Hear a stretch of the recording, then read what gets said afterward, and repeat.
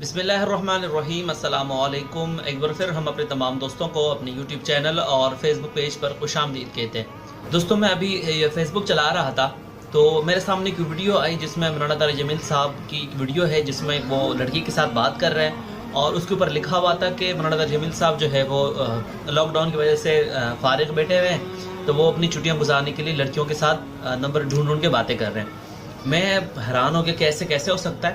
मैंने वीडियो देखी, पहले आप ये वीडियो देख लीजिए, फिर आप साथ और बात करते हैं। वो सर्च कर रहा था। हाँ। तो मैंने तुम्हारा फोटो देखा। अच्छा।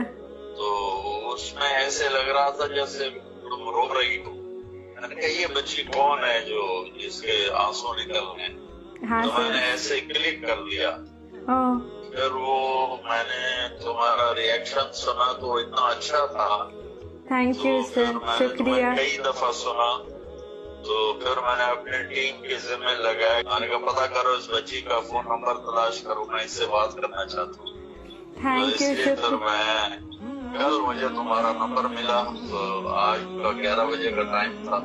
सर ये तो मेरा मुझे बहुत खुशी हो रही है। नहीं सर, ये तो मेरी खुशकिस्मती है कि मुझे आपसे बात करने को मिला। इससे बड़ी बात हो नहीं सकती है सर, इतना मतलब सीरियसली बता रही हूँ। हाँ, देख ली। अब जब मैंने वीडियो देखना शुरू की तो मुझे फिर ख्याल आया और मुझे अल्लाह का शुक्र है कि वो वीडियो जो असल हकीकत है वो मुझे मालूम थी। अगर मुझे पता ना होती तो जैसे अभी तक जिन दोस्तों को नहीं पता वो परेशान हो रहे होंगे कि यार ये कैसे हो सकता है, किसके साथ बात कर रही है, लड़की कौन है, क्योंकि पाकिस्तान में कोई सेलिब्रिटी भी नहीं है जिनको वो दावत दे रहे हो तो वो नॉर्मल बात कर रहे हैं कि जी मैंने आपका नंबर देखा, आपकी आंखों से आंसू आ रहे थे। तो मैं और आप अभी तक ये समझ रहे हो खैर शायद टिकटॉक की कोई वीडियो होगी जिसमें मौलाना साहब देख रहे थे और उसको आंखों में आंसू आ गए, मौलाना साहब ने उनका नंबर निकाला। ऐसा नहीं है। असल में इंडिया के बहुत सारे यूट्यूबर हैं जो मौलाना तारिक जमील साहब के बयानात के ऊपर रिएक्शन देते हैं, दीगर उलमा कराम के बयानात को रिएक्शन देते हैं। अगर आप यूट्यूब चलाते हैं तो रिएक्शन चैनल आपको पता होगा, तो मौलाना तारिक साहब की बयानात के ऊपर दीगर बयानात के ऊपर रिएक्शन देते हैं और फिर उसके ऊपर अपना तासुरात देते हैं कि मुझे बयान अच्छा लगा। बहुत सारे एक लड़की है वो रिएक्शन कुड़ी के नाम से है, एक है इंडियन रिएक्शन, एक और लड़की है जो तो मैं समझता हूँ कि अगर वो इस तरह 5-6 महीने तक और रिएक्शन देती रही तो इंशाल्लाह खुद ही मुसलमान हो जाएगी, क्योंकि वो मौलाना तारिक जमील साहब की वीडियो को रिएक्शन देते हैं। उसके अलावा मौलाना साकिब मुस्तफ़ा रज़ाई साहब, क्या नाम है, अल्लाह ताला बख्शिश फरमाए, बड़ा अच्छा नाम है उनका, उनके बयानात के ऊपर रिएक्शन देती है वो लड़की। तो ये भी एक चैनल है इंडियन रिएक्शन के नाम से, वो 3-3.5 लाख सब्सक्राइबर, एक लड़का है और एक लड़की है। तो मौलाना तारिक साहब के बयान के ऊपर ये रिएक्शन दे देते। फिर किसी तरह से इनकी वीडियो मौलाना तारिक साहब तक पहुंच गई तो तारिक साहब ने अपनी टीम से कहा कि इनसे रब्ता करने की कोशिश करो। इनको फिर ईमेल किया गया, वो उन्होंने फिर वो बाकायदा, मैं आपको लिंक दे रहा हूँ, उन्होंने फिर बाकायदा उस पर वीडियो बनाई कि हमें बड़ी खुशी हुई कि हमारे को खुद मैसेज आया कि हमें तारिक साहब की तरफ से हमें अप्रोच किया गया और हमें बड़ी खुशी हुई, हमने उनसे बात की। तकरीबन 20-25 मिनट की तक इन दोनों यूट्यूबर्स की मौलाना तारिक साहब के साथ बात होती रही। उसमें से वो लड़का भी है और लड़की भी है, शायद उसके बाद फिर भी बात होती रही है। अब देख लें, मौलाना तारिक जमील साहब एक ऐसी शख्सियत है जिसको अगर आप किसी हमारे देवबंद फिरके के नहीं भी है तो फिर भी आपको ये बात मानना पड़ेगा कि ऐसे लोग, इसमें सबसे बड़ी मिसाल हज़रत जुनैद जमशेद रहमतुल्लाह अलैह की जो इस वक्त शहीद हो चुके हैं, अल्लाह ताला उनकी मग़फ़िरत फरमाए। देखो आज हम उनको शहीद कह रहे हैं, हम उनकी रहमतुल्लाह अलैह कह रहे हैं। एक वो बंदा जो गाने गाता था, वो फिल्मों में काम करने के करीब था, लेकिन अल्लाह ताला ने उनको हिदायत दी। उसके बाद उन्होंने सारा काम छोड़ा, हराम गाने बजाने छोड़े, अपना कारोबार शुरू किया और एक ऐसी शख्सियत बन गई कि वो आप सब उसको जानते हैं।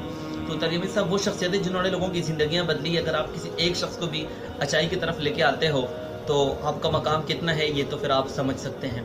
तो बराए मेहरबानी चीज़ों को पूरी तरह वॉच करें। 1.5 मिनट की वीडियो पर आप यकीन और ये फैसला ना करें कि मौलाना तारिक जमील साहब जो है वो लड़कियों के साथ बातें कर रहे हैं। आप कैसे ही बात कर रहे हैं किसी ऐसी शख्सियत के बारे में, 1.5 मिनट की वीडियो पर आप कैसे फैसला कर सकते हैं? आप अगर किसी को बेनकाब करना चाहते हैं तो फिर पूरी वीडियो दिखा दीजिए ना, 20 मिनट की वीडियो दिखा दें। उसके अलावा जो पहले जो उन्होंने वीडियो बनाई कि हमें बड़ी खुशी हुई, हमसे तारिक जमील साहब ने रब्ता किया, वो वीडियो दिखा दीजिए।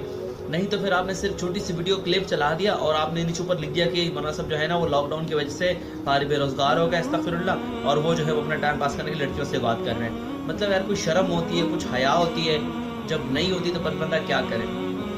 कहने का मकसद ये है कि ये वीडियो शॉर्ट क्लिप है। असल हकीकत इसकी आज से 6 महीने पहले ये वीडियो रिकॉर्ड हो चुकी थी। ये यूट्यूब पर मौजूद है, रिएक्शन चैनल है, मैं स्क्रीनशॉट लगा दूंगा तो आप चैनल का नाम देख लीजिएगा।